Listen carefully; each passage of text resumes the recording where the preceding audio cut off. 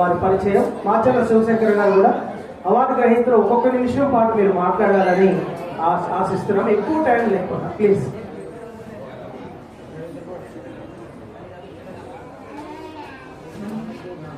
Thank you sir.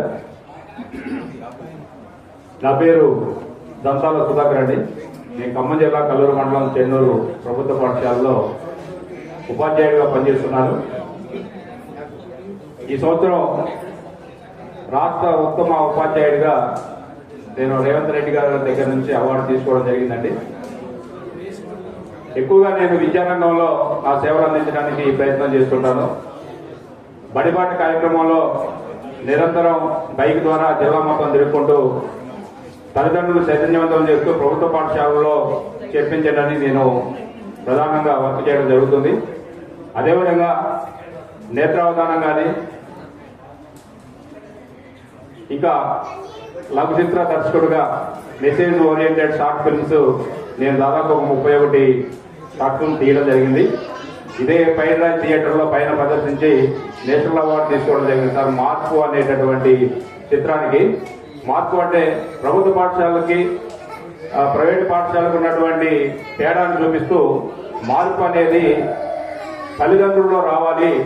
Vidya private సంస్థల్లో కాదు, పిల్లల్లో కాదు, తల్లిదండ్రుల్లో మార్పు రావాలి. 95 మార్కులు వచ్చినా కానీ మిగతా 2 మార్కులు ఏమని రాని ఉద్యోగాలు పెట్టి పిల్లవాడిని దండించేటటువంటి పరిస్థితి ఉంది.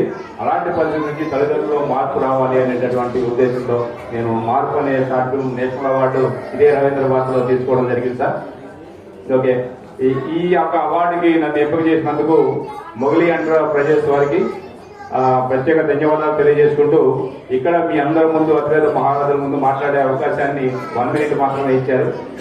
అవకాశం ఇచ్చినటువంటి అందరికీ తెలిపేసిన ప్రత్యేక ధన్యవాదాలు తెలియజేసుకుంటూ అందరికీ ధన్యవాదాలు. Thank you sir. Thank you very much.